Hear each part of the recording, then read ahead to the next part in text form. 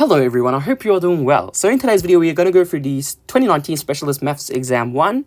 And like always guys, before I start, this video, if you guys want private tutoring in Specialist Methods, Physics or Chemistry, you can always email me through this video, email me through this email. I hope this video finds you well and helps you with your specialist studies. Let's smash through this video. So the first question is, solve the differential equation dy dx for this given that, okay, we're given this initial condition. Now we can see that it's in terms of y and x, meaning that we have to use separation of variables. So let's rewrite this down by separating these two. So dy dx is equal, we can write it as just y, take the y out, and 2e 2x all over 1 plus e 2x. Perfect. See, we separated them. And what we're going to do is we're going to integrate. Remember, you have to reciprocate that y, so it'll be 1 over y dy, and then integral, rewrite this original one over here. Okay, 1 plus e 2x dx. Perfect. So of course the integral of 1 over y is the logarithm, so the log of absolute value y. And what about this one? Let's bring it over here and let's try to integrate that one too. So the integral of this over here, we have to actually use u substitution here because it makes sense. Like if you let u be the bottom and we derive it, it's going to be that expression over here. So it's actually u substitution here. So 1 plus e 2x dx. Okay, dx. So if I let u be the bottom part, which is 1 plus e 2x, and then, derive it, which is just dx. So it's going to be 1 over, what's the derivative of this whole expression? It's just 2e 2x du. I can actually, rewrite this whole expression in terms of that now. So 2e 2x, this here is u, because we know it's u right here. And then dx, I can replace it with what I've written here. So 1 over 2e 2x du. And you can see how these actually cancel out. These top part and bottom part cancel out, which is just 1 over du. Which is basically just a log of u, absolute value. And you remember, we know what u is. U is, that 1 plus e 2x. Perfect. And we know that 1 plus e 2x is actually greater than 0 because it's a logarithm. Yep, so this here is greater than 0, so we don't actually need those absolute value signs over here. So we can just rewrite it as 1 plus e 2x. There's no need for those absolute value. Done. So basically this expression here equals that. Done. So coming back here, let's write that down. So log 1 plus e 2x plus c. And of course, don't forget that plus c. So to find the plus c, of course, we're going to sub this initial condition in there when x equals 0, y equals pi.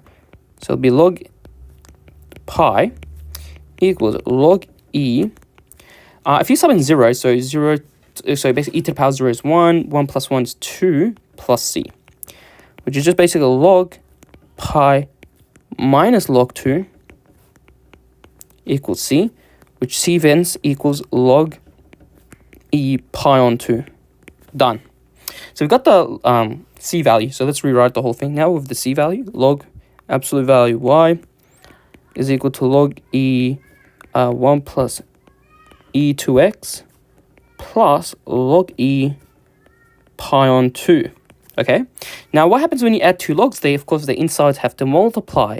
So let's do that. So log e pi on 2, 1 plus e 2x. Done. And of course, if you have two logs on both sides, you can actually just cancel those out because the insides equate, of course. So we can just write this nicely down like that. Okay, like this. Now remember, if you have the absolute value of y, there are two cases you can have. Remember, you can replace that absolute value with plus or negative y, because there's two cases, plus or negative y. And which one is it? Is it positive? Is it negative? We don't know. The way we check it is actually using that initial condition. So for example, if I subbed in, we know that when we sub in x equals 0, the y value should be positive pi.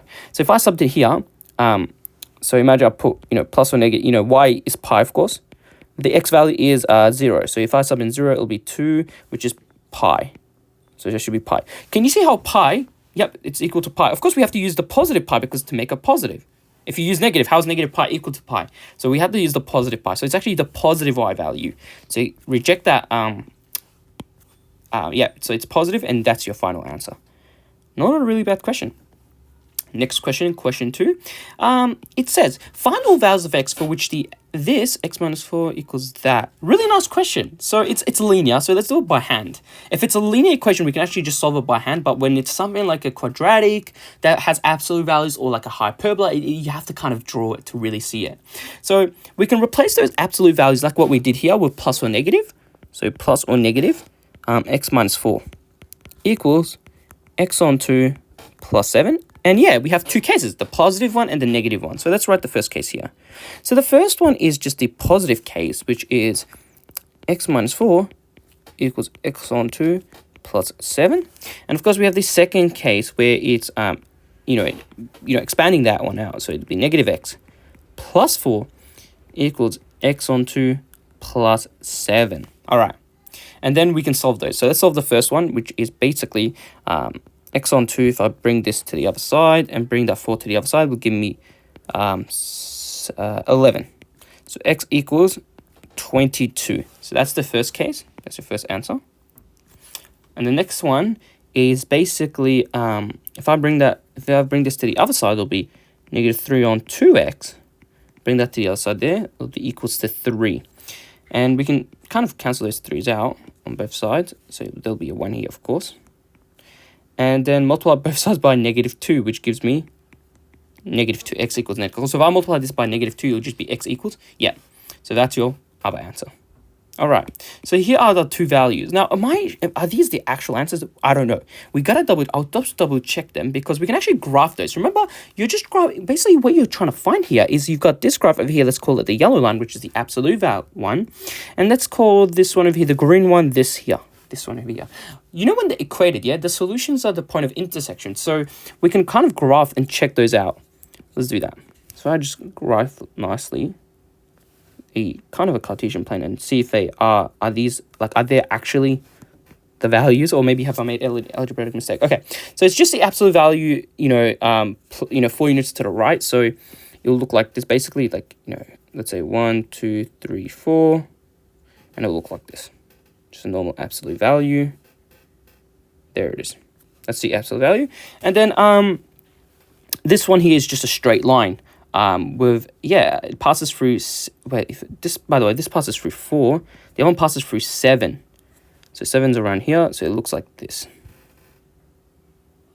Somewhat like that. And so it goes like that. So we can see that there's a point of intersection. Yep, at probably that negative 2, the one that we said. And yeah, also at 22, because remember the gradients are actually not equal. This one has a gradient of 1 and this one has a gradient of a half. So basically what's going to happen is in the long term, these are going to cross somewhere around here, which will be around 22. So this actually does work. So these are these are correct. They look correct. In terms of graphing them too, that looks nice. Question 3. Let's have a try at this one over here.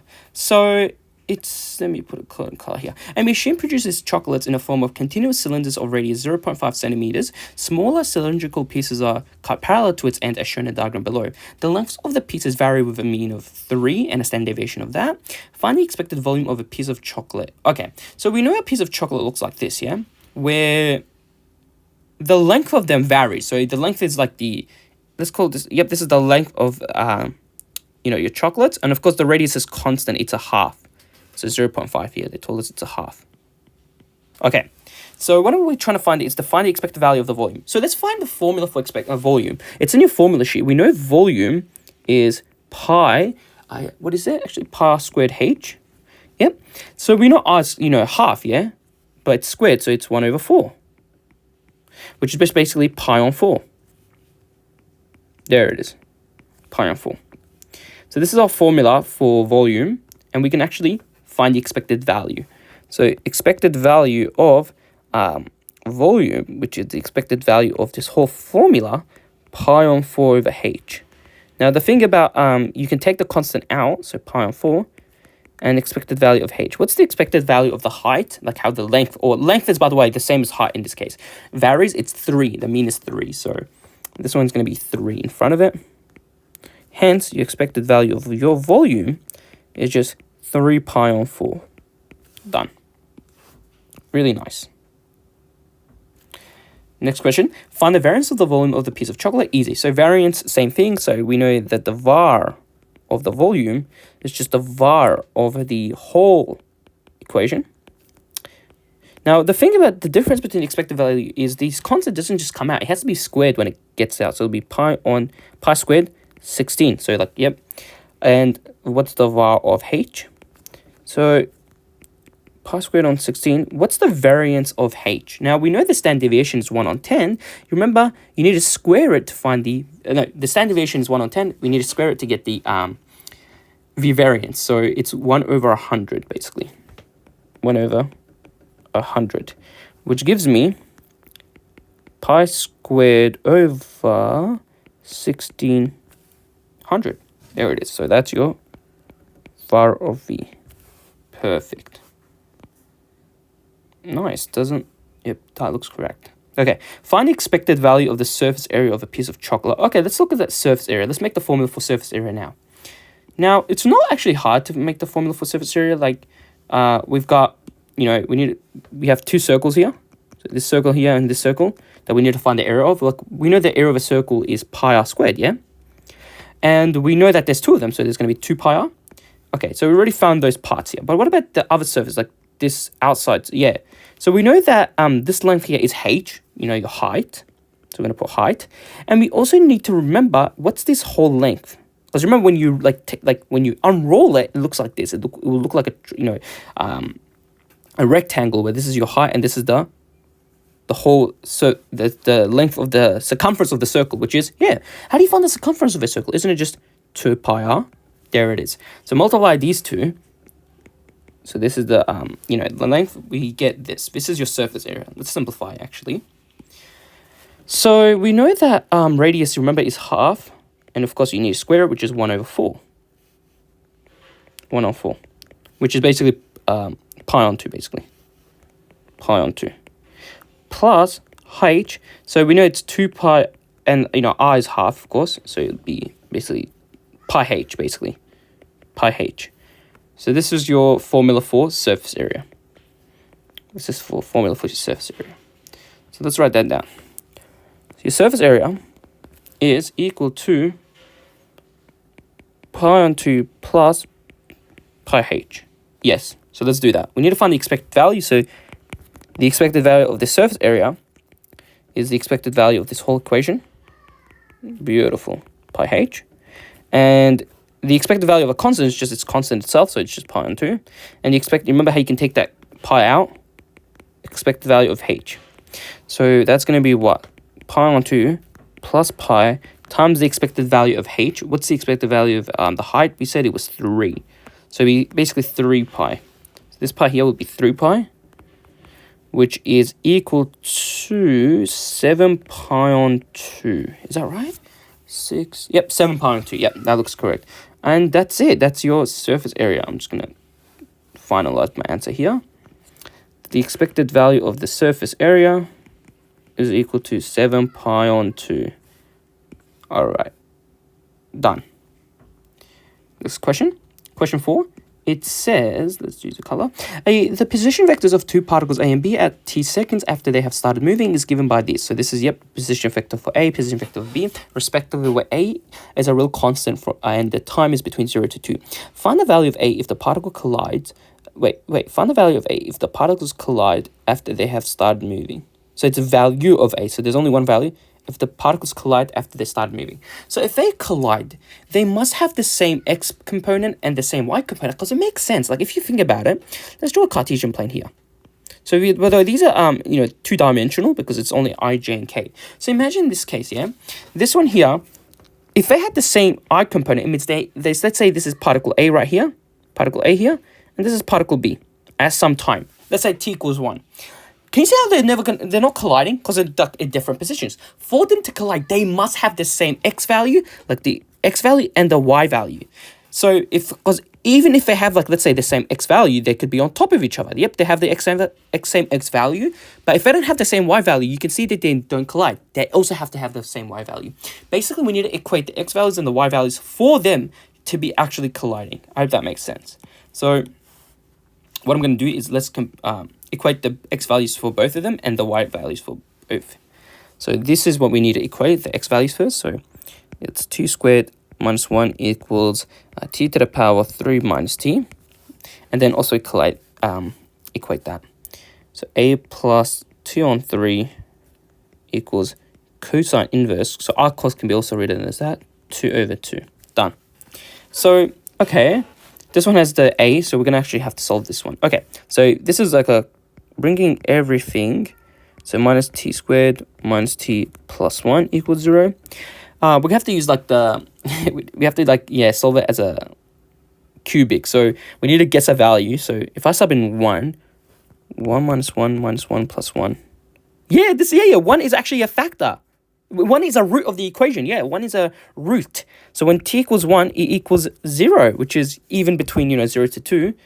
And didn't the question tell me find the value? There's only one value, so it has to be this over here. T equals 1. Yeah. Or is there more? I don't think there would be more. I mean, yeah, let's just try, actually. So if I have t equals 1 here, so that's one of my solutions. Let's try to, use synthetic division quickly to divide this. So it'll be 1, 1, negative 1, negative 1, 1. Bring this down here. So 1 times 1, 0, 0, 0, negative 1, negative 1, 0. So basically this will equate, this whole equation will equate. So if I kind of factorized it, with t minus 1, t squared minus 1. So it'll be this basically. So I actually factorized this whole thing will look like that. And of course, this basically is, of course, difference of perfect squares. So it's also t minus 1, t plus 1. So, of course, rubbish, absolutely rubbish. There's only one solution, which is t equals 1. T equals negative 1, with, like, when you're solving it, yeah? These are the only possible solutions. Of course, you can get negative time, as t has to be greater than 0. So we're going to have to reject that one over there. So the only time we have to take is here, t equals 1. That's the only case. So, okay. So let's sub that into this equation over here. So a plus, 1 over 3 equals cos inverse 1 over 2. And this is pi on 3. So that will be pi on 3 equals pi on 3. So a should be equal to pi minus 1 over 3. Nice. That's that. All right. Question 5. So we tried this. So question 5. The graph of f of x cos this over this domain is shown. Beautiful. Find the derivative. Easy. So of course, so let's write it. Let's rewrite it. So I'm just gonna write it as nicely. So it's cos x squared. So it was cos x squared plus cos x plus 1. So let's derive it now. So what I'm going to do is, when you're deriving it, I know to bring the 2 in front. So the 2, derive the inside, which is, so it'll be, yeah, so bring the 2 in there, derive the inside is negative sign. So negative sine x, and rewrite the whole expression to the minus 1 from the power, which is just cos x, by the way. Basically, derive cos x, this one over here is just negative sine x. And that's it. Of course, plus 1 is a constant, so yep. And so you can write this nicely as, negative sign. Take a negative sign out as a common factor, because, yeah, which gives you 2 cosine x plus 1. If I have not made any mistake. Have I?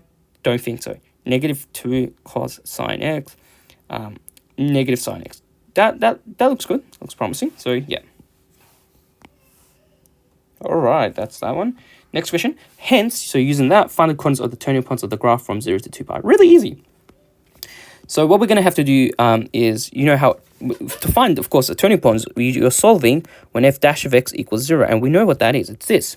Now, can you see how there's two products? It's this one and this one. They're being multiplying. Use the null factor theorem, where this has to equal 0. So negative sine, let me write that nicely. Negative sine x equals 0. And also, this whole thing equals 0 too. 2 cos x plus 1 equals 0. All right. So the first case, of course, is sine x equals 0. Because, and this one here is cos x equals negative 1 over 2. Okay, so we need to solve these two, equations. So let's solve the first one. So it's just basically easy. You just have to draw the graph, basically. Just draw a graph of a sine function. Just draw a graph of a sine function. Like that. Like that. A nice sine function from, of course, period, which is 2 pi. And remember, these are open circles. Don't forget, these are open circles. So, those values are not included. And you're basically trying to find where it intersects the y equals 0 line, this one over here. Well, it's only at pi. You can see it's only at pi. Because remember, these are not included. So the first one of the solutions, pi. Okay. What about this one here? We have to solve it normally. So what we have to do is we're looking at, can you see how cos is negative? So we have to draw the cos diagram. So where it's cos negative, it's here and here. And what's our base angle? Well, our base angle here would be pi on 3. Would be a pi on 3 if I'm not mistaken. Yeah. So pi on 6, pi on 3. And so what I'm going to have to do is, now, so the first solution, of course, is what? How do I get this solution here? If that's pi, it'll be pi minus pi on 3. And the solution here is pi plus pi on 3. So these are your two values. I'm just going to rub this whole out. I know this is quite ugly. So hence x equals 2 pi on 3 and 4 pi on 3. So here are our values. So overall, the x values are, 2 pi on 3, pi, and 4 pi on 3. Which kind of makes sense. I mean, from this, we can see that there's 1, 2, and 3 turning points. All right, so that's nice. Oh, coordinates. What am I doing? So okay, we got the x coordinates. Yeah, we need to also find the y, of course. The y. It's really easy. You just have to sub it back to the original. So, what's f of pi? I mean, can you just use the graph? It's 1, basically. Yeah, this is able to check it. So if I sub in, what's cos first? What's cos pi? So if I draw cos pi is -1. You square it, it's +1. -1 plus 1. Yeah, it's basically +1. So that makes sense. So that will be 1. So one of our first answers is pi 1. Okay. The other one, of course, is what's f. So it's going to be what? So if I sub in 2 pi on 3, what is it? So if I sub in 2 pi on 3 into this, what is it? So what's cos 2 pi on 3 all squared plus cos 2 pi on 3 plus 1. Okay, so we know cos 2 pi on 3 is the same as cos pi minus pi on 3, which is in the wrong quadrant, so it's the same as negative cos pi on 3. And pi on 3 is what? Like cos pi on 3 is half. And, it's a negative half, basically. Of course, it's a negative half, but then you square it, it's +1/4. And cos, 2 pi on 3, we just said it was -1/2 plus 1, which is basically 1/4. Oh my God, 1/4 plus a half was 1 minus a half. And then that's going to be, so 3 on 4? 3 on 4. 3 on 4 looks, have I made any major? So 3 on 4, does that? That looks correct. 3 on 4. Yeah. 3 on 4. That's a lot of algebra. 3 on 4. The other one is 4 pi on 3, which I think they had the same thing. So that's pi. They have like the same thing. And I think, it's 4 pi on 3. Also, the other one has the same y value. Let's just double check that. We can easily check it by how. We can kind of look at it how it's simplified. So cos 4 pi on 3 is just basically pi plus pi on 3. And that is also wrong. That's because we're tangent. It's the same value, basically. It will have the same. It will simplify this to the same. Which is also 3 on 4. That actually took quite a long time. Damn. Okay. Sketch a graph of 1 over f of x. So the reciprocal of the set of axes clearly labeled the turning points and endpoints of the graph with the coordinates. Let's do that. So, all right. So, okay. The first case is, this is going to be, how the y, you remember, it's all the y values that are going to be reciprocated, just the y values. So the y value for this one over here is 3, but when it gets reciprocated, it's 1 over 3, which is a very small value, which is where? So 1 over 3 is, so if I know, like, I don't know what 1 over 3 is, but, like, I think it's like 33%, basically. Maybe, I don't know, but it's around, it's around here, somewhere around here. But it'll be the same for this one too. That has the same thing. So it'll be around here. And then this one here, you know how the y value is 1? 1 divided by 1 is just 1, so it has that.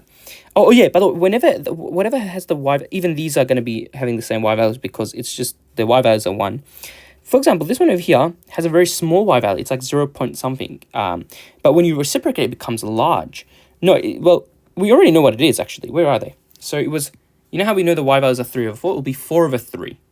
So 4 over 3, which is like basically the same as 40 divided by 3.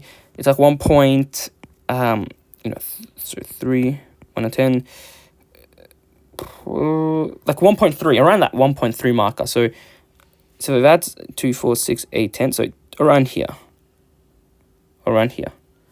That's the y value for these. There it is. So, oh my god. Okay. So that will go like that. Yep, that looks good. And so also that looks good.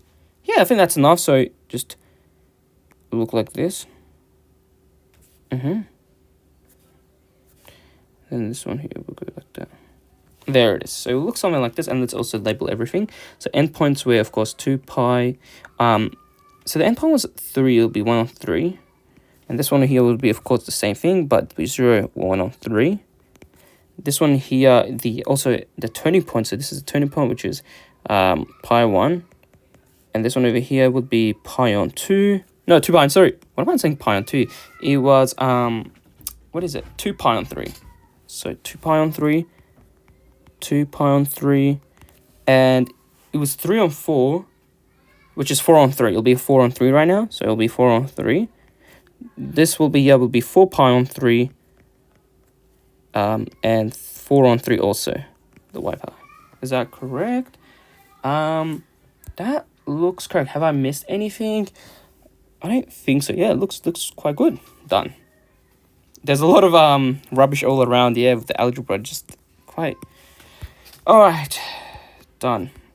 Next question. So let's have a try at the next question. Find the value of d for which the vectors a, b, and c are linearly dependent. A really nice question.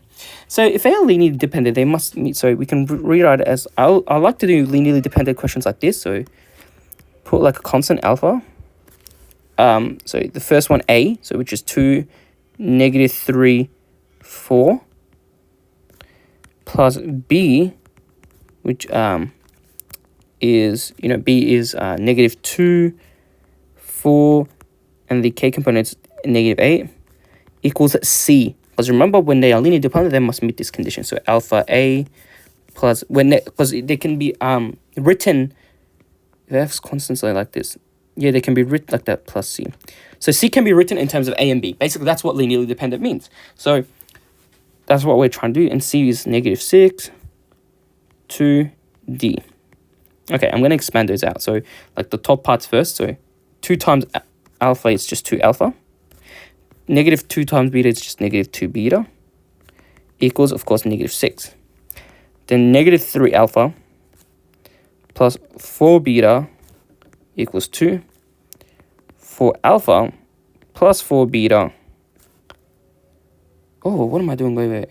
4 alpha minus -8 beta. -8 beta equals d. Done. So yeah, we got 4 simultaneous equations, and so we just have to solve them. Now it's really easy to solve it because you just need to solve these ones for alpha and beta and sub them into here to find d. So let's do that. This is our first and this is our second equation. What I would do here is I'll multiply this whole equation by 2 because I'm going to try to make this -4 and use elimination. So if I multiply this whole thing by 2, this will be 4. This will be 4 here. This will be 12. And so we can actually add equations 1 and 2 to get rid of this b. So what's 4 alpha? Yep, so that'll be basically, it'll be alpha equals -12 plus 2, which is -10. So that's your alpha value. And so what I can do is I can sub it to any of them to find the beta value. So basically -3, -10 plus 4 beta equals 2, which is +30, plus 4 beta equals 2. Okay, so 4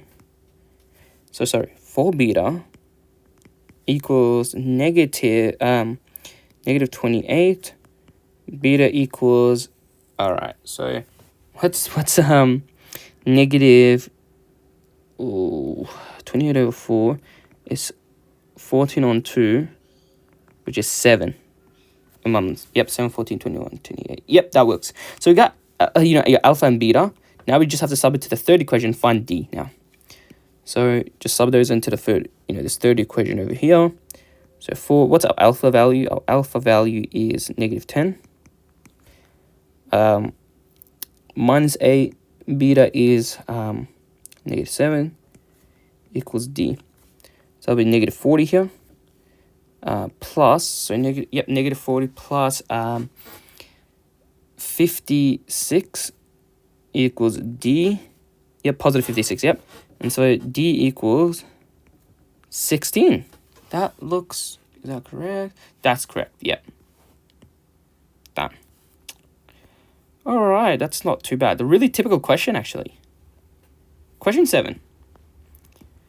Show that 3 minus that equals that. Really easy question. So what we need to do is first find the radius, like the R value, the magnitude, which is just the square root. We need to show that. So what's the square root of 3, which is 9? What's the square root of negative root 3, which is positive 3? That's equal to root 12, which actually can be written as 2 root 3. We've shown the R value, it's that. What about your theta, your argument, theta? You remember, it's just a tan of the inverse of, your y divided by, so it'll be root 3 divided by 3, which can be actually written as 1 over root 3. And remember, what's that? That will be pi on 6. Now, that's not your angle. Be careful. You have to be careful here.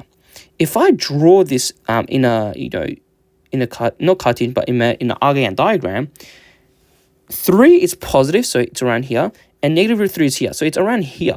Can you see how the angle is actually negative? It's actually supposed to be negative pi on 6. So don't forget there's going to be negative pi on 6 in there.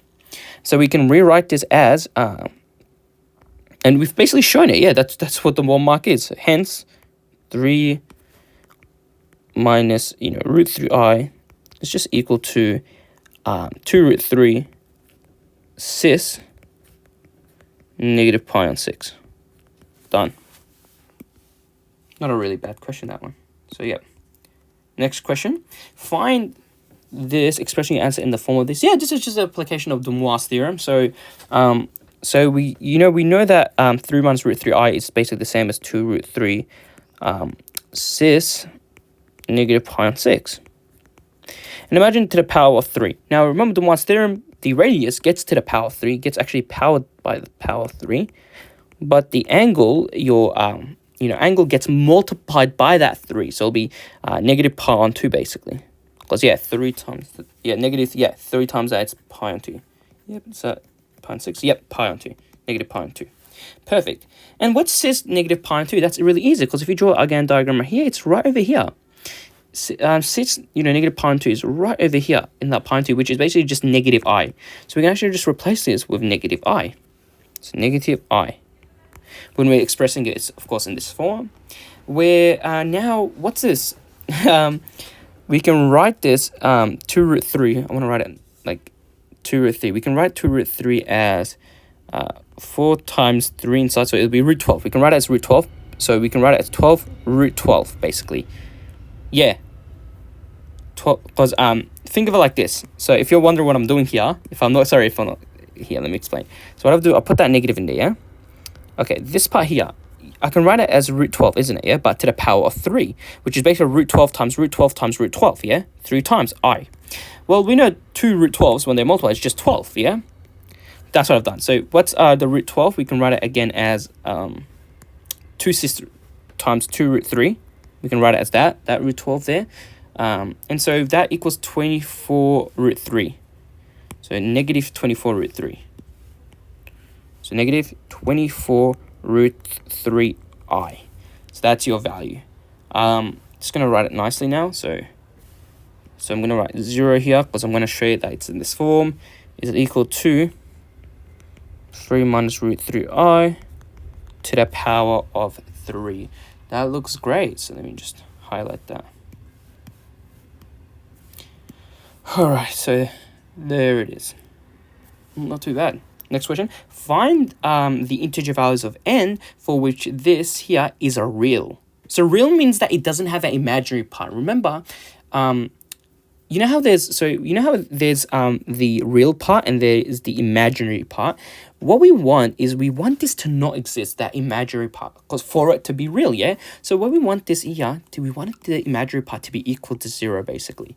So, okay, again, it's just basically using De Moivre's theorem here. Like, again, rewriting it as in terms of De Moivre's theorem. So it'll be 2 root 3 cis negative pi on 6 to the power of n. Same, concept that we just did, which is basically, remember, the r, so your magnitude gets to the power of n, but your angle gets multiplied by that n. So pi on 6 like that. Okay, and you remember what we say, that, let me write it like that, now that's so much nicer. Remember, so, cis, yeah? Cis is also written, you can rewrite this whole expression as this. 2 root 3 n cis. You know how cis is just basically the same as basically cos the angle negative pi n over 6 plus I sine negative pi n over 6. That's what cis actually represents, of course, we know that. And yeah, can you see how, this is like the normal yeah. So you can see that the imaginary part is here, like you can see because it has the I, and we have the real part. If we want the real part to exist, remember what we said? We want this imaginary part here to be 0. And by the way, we don't have to worry about anything here, because any n value, this is just a magnitude. It doesn't really matter. We want this part to actually not exist. So let's write that down. So we want I sine negative pi n on 6 to be equal to 0, because we want that part to not exist. So what we do, of course, divide both sides by I, you get rid of this I, there's no need for that. And yeah, it's just basically a general solution. You can see that it's a general solution. So what I'm going to do is, basically it's going to solve for, n, so negative pi n on 6 is just sine inverse of 0. And what's sine inverse of 0? So basically, what's the general solution? So if I draw a normal graph over here, like that, a sine graph looks like this. Normal sine graph. Okay, and what's that? So when does it like equal 0? So when does it, can you see how it equals 0 at x here, at this angle 0, and at pi, and at 2 pi, and then, goes in that, follows that kind of pattern, which is just pi n in this case. You can see it's just pi n. It basically follows this formula where it's pi n forever. Pi n. And it makes sense, because like if n equals 0, not n, sorry, use k, because n is what we're already using n as a value, yeah. So like k, where like, if you let k equal 0, you get, you get the 0 part. You let k equal 1, you get that. You get k 2, 3, 4, and just, it gives you those, it gives the values when, the general solution for when, it equals to 0. Now, we've got that, yeah? And don't forget, of course, that k is an element of all integers. We have to also state that.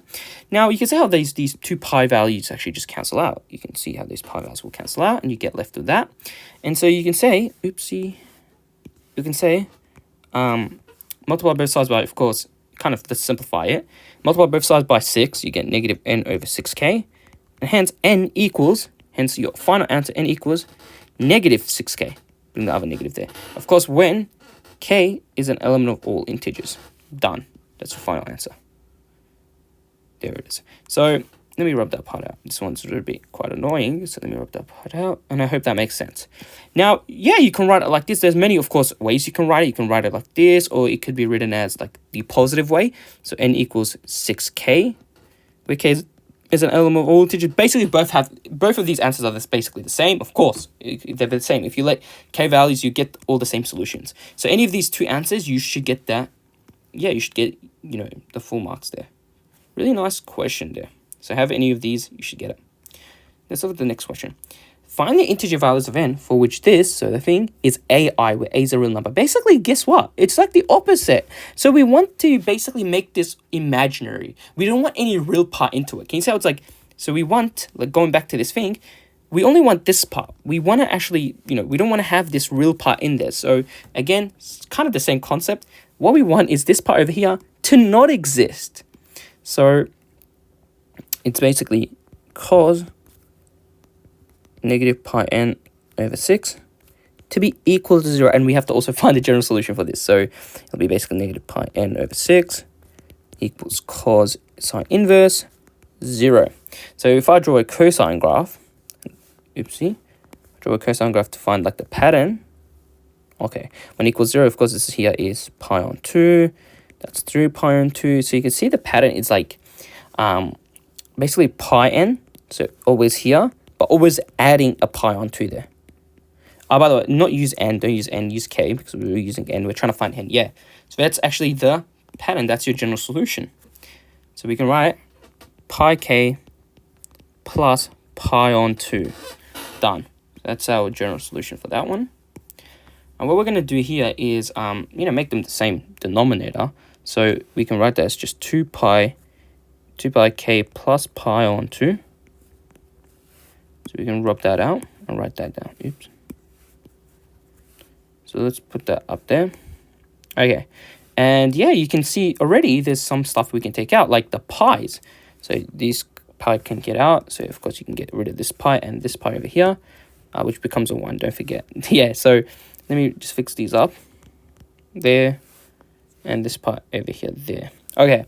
Like cross multiply, of course, let's cross multiply that and that. We should get what? We get negative 2n equals 6, 2k plus 1. Okay. Imagine dividing both sides by 2. You get, 3, 2k plus 1. And bring that, that negative 3, that negative part to the other side. 2k plus 1, where k is an element of all integers, don't forget that. And so that's also another solution. You can expand it, yeah. So we can say, find the values of n, so n can be equal to negative 3, 2k plus 1, where k is an element of all integers. I hope that makes sense. Yeah, does that right? That looks right. Yep, perfect. So you can have it like that. Of course, you can have it also. You can also have it, of course, without that negative. Of course, you can also have it without that negative. Because you remember, it's like the other one where they will still give you the same solution. Any of these, you write it in any of these forms, you still get the answer. Same answers anyway. So you can write it as basically 3, 2k plus 1, where k is an element of all integers. Any of these values, yeah. You write it like this, you should get the answer. All right, perfect. Done. Question 8. Let's have a look at this question here. Find the volume of a solid revolution formed by this graph is rotated about the x-axis over this interval. Really not too bad. So we know how to find the volume. It's just pi integral for, we're going from 0 to 1, and we're rotating about the x-axis, so it's going to be dx, and so of course the inside has to be y squared. Now, of course, squaring this is just basically going to be 1 plus 2x all over 1 plus x squared dx. And let's play around with this. So we can actually just separate these, of course. We can separate these integrals. So we can write it as just pi integral 0 to 1, 1 over 1 plus x squared dx, plus pi integral 0 to 1, 2x, 1 plus x squared dx. Remember, because why am I doing this? Of course, we have to separate them because you can't even use, what do we call? I mean, you can't use, you probably can use substitution, but it's more easier, yeah, separating actually. You can use this, but yeah, it's going to be ugly, to be honest. Yeah, so it's better to, yeah, separate them because you can straight away see that this is a tan inverse when you integrate this, and this here is then u substitution. You can let u be that and stuff. So let's do the first part. So the first part is, of course, is pi. Let's integrate this one. We remember it's just the tan inverse. So tan inverse of x from 0 to 1 plus pi integrate. And this one here, of course, it's the u substitution. So coming back to it, let u be the bottom part. Let then dx is 1 over 2x du. So we can rewrite this as 0 to 1. No, don't worry about the 0 to 1 just yet. So it integrates to 2x over u times half 2x du, and you can see how these are going to cancel out. So it's basically just the absolute value of u, which is just 1 plus x squared. And we know that the absolute value of 1 over 1 plus x squared is always positive, so we can take those absolute values out and just write it as like this. There it is. Really not too bad. So that's what it will actually simplify to, this one over here. Log e 1 plus x squared from 0 to 1. Okay. So we've got that. Now we just have to simplify. So subbing the 1 in first. So tan of 1 minus tan of 0. Tan of 0 is just 0. So tan inverse, sorry, of 0, yeah, pi. So log of 1, so it'll be log e of 1 squared is 1, then 2, minus log e of 0. If you sum in 0, it'll be log of 1, which is 0 anyway. So it looks like that. So pi, take the pi as like the whole, let's take pi as a whole thing out. So it'll be tan. So by the way, tan inverse of 1 is pi on 4. Plus log e of 2. So that is your volume.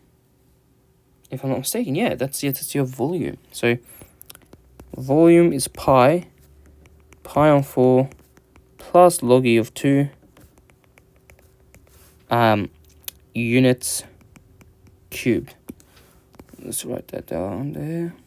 That looks good. So next question. Okay, this question I've kind of taken out. Of course, it's not in the study design, it's mechanics. Quite sad they took it out. It's a really good topic, but yeah, they took it out, so we don't actually have to worry about doing it. So we can skip it. Question 10. Question 10. Find dy dx at this point for the curve defined by this relation. Give your answer. A really typical question. It's just using implicit differentiation. For 5 marks is crazy, so it's a really long question. So let's do it. Yeah, it's going to take a long time, I think, this one, but let's smash it. I'm going to do it slowly. Do this slowly, to be honest. Not, of course, when you're in exam, you have to do it quickly, but I'm going to just not make any mistakes on this one. So we need to get in this form where a and b are positive integers. Okay, so this one's easy in terms of x. So, derive the inside, which is just 2x, and derive the outside, which is what's the derivative of sine, which is just cos, and rewrite it. That's done. That's the derivative of that.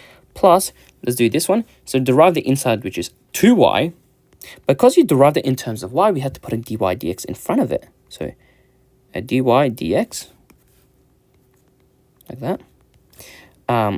So we've done that. And then what's the derivative of cos? It's negative sine. So put a negative there. Negative sine. Rewrite it. Y squared. All right. I just want to make sure I haven't made mistakes. Yep, derive that. Yeah, perfect. Equals. And let's also, this here you have to use the product rule because there's two things being multiplied. So I'm going to let u be the 3 root 2 pi x. I'm going to let v equal y. U dash is, of course, 3 root 2 pi. V dash is, 1, but of course, you derive it in terms of y, which is just going to be a dy dx. And so, of course, what happens is, you remember in using, you multiply u times v dash, so it'll be 3 root 2 pi x dy dx plus, and then multiply these two, which is 3 root 2 pi y. Now, I want to make sure I haven't made any mistakes, because it's really crucial to not make mistakes, especially for 5 markers. It's just first getting that first part really easy. I think that looks correct. Yeah, dy dx. So that times y dash, and then y times that. Okay, perfect. Looks actually really good.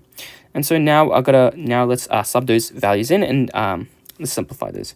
So we need to sub this in here, which is, okay, we're saying into the x values, the x value is 2, x is root pi root 6, cos, by the way, if you're squaring this, it's just going to be pi on 6, so cos pi on 6, minus 2y is, of course, root pi root 3, yep, just want to make sure, yep, and then dy dx, so let's write dy dx, so sine y, of course, is root pi over root 3, which, you're squaring, it's pi on 3, is equal to 3 root 2 pi, x is what? So x, again, is that root pi on over root 6. And don't forget that dy dx part plus 3 root 2 pi. And what's the y value? The y value is root pi divided by root 3. Okay, let's do it. So the first part, what's cos pi on 6? Cos pi on 6 is root 3 on 2. Sorry, root 3 on 2. And so those 2's here will cancel each other out. So you'll actually just get, basically, this was simplified to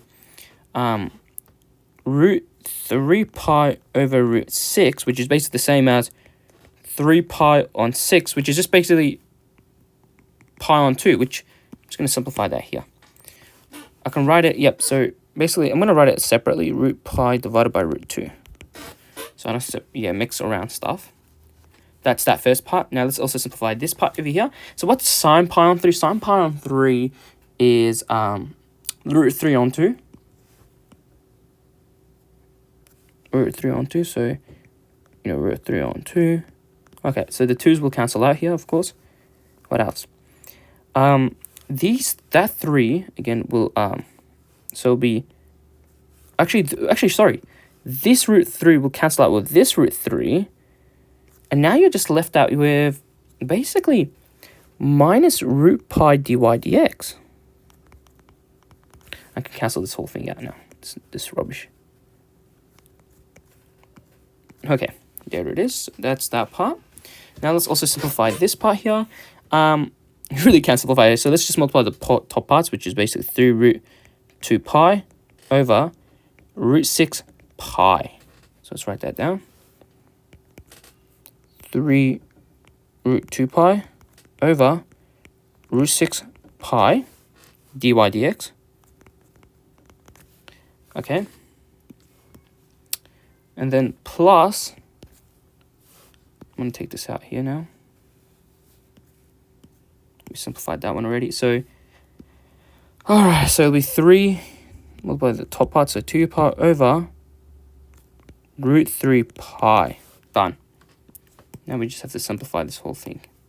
Okay, so what I'm going to do is bring the dy dx's on one side. So I will bring this one in, I'll bring this one on this side and bring that part on the other side. So it'll be root pi on 2 root pi on root 2 minus 3 root 2 pi all over root 3 pi equals 3 root 2 pi all over root 6 pi dy dx plus root pi dy dx. Okay, perfect. So we can we can factor out that dy dx, of course. So we can say dy dx is a factor of 3 root 2 pi divided by root 6 pi. So root 6 pi plus root pi. Done. Yep, that looks good. So I'm going to rip that all out. I'm going to just replace it with that.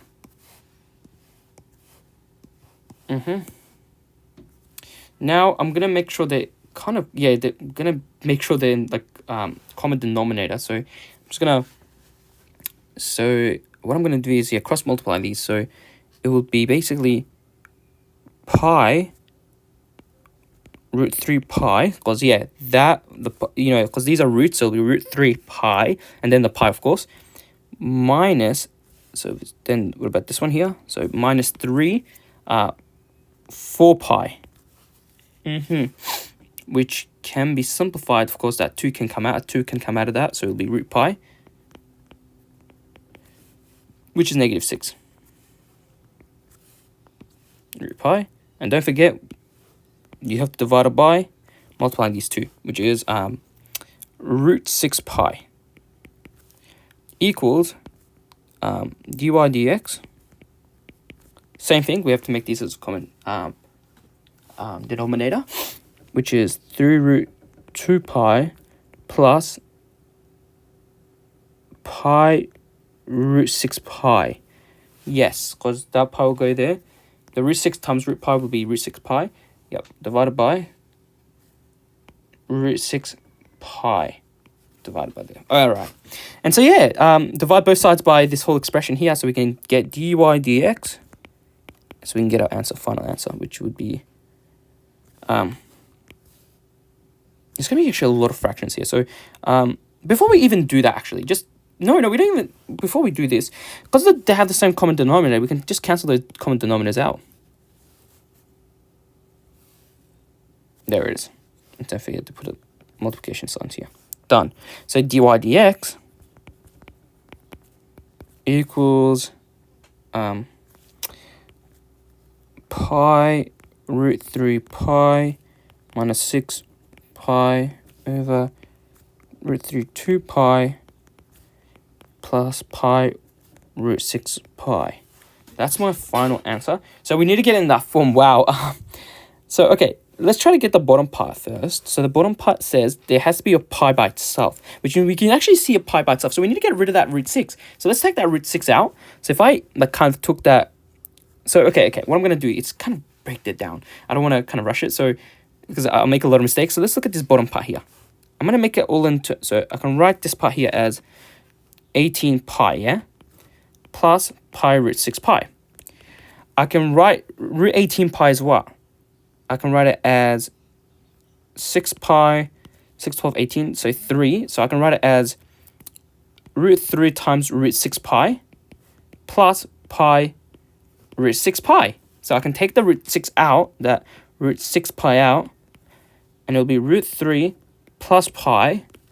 And so, and of course, just, we can write it like put the pi this way. Yep, so, because it'll be the same as the... Yep, pi plus some root thing, and there has to be something out of it. So we can write it as that. So this part here, let's rewrite it. Hopefully, yep, no algebraic mistakes here. Root 6 pi plus root 3. Okay, let's do that also for the top part. For the top part, what does it say? So there is a pi by itself. So the pi here has to be by itself. This pi over here. So I have to take a root 3 out. So let's do the same process as we did. So we're going to rewrite it. I'll bring that inside, so it'll be 36 pi.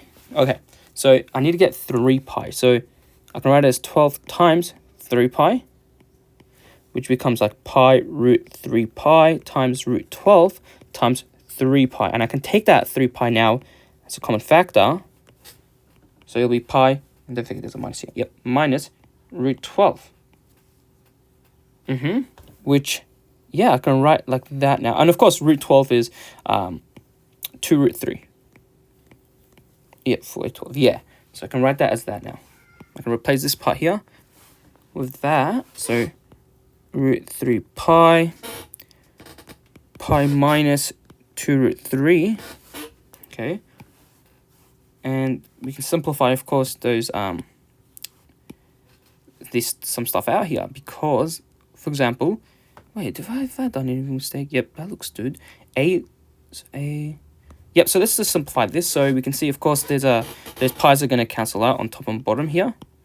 That, goes into twice. This actually gets rid of it. You get 2 here. You get a 2 here. That makes sense. So... Alright, so you get that. Does that now fit in it? Pi minus a, yep, root 3, yep, root 3 pi. Yes, that looks perfect. Yes, that looks... No, that's actually really long, I'm not gonna lie. That took really, really long. It actually took too long. But that's how you do this one. Yeah, it took quite a long time. But that was the final question, 5 marks. I hope this video finds you well and helps you with your special studies. Yeah, good luck everyone, and I'll see you in the next video. Bye-bye.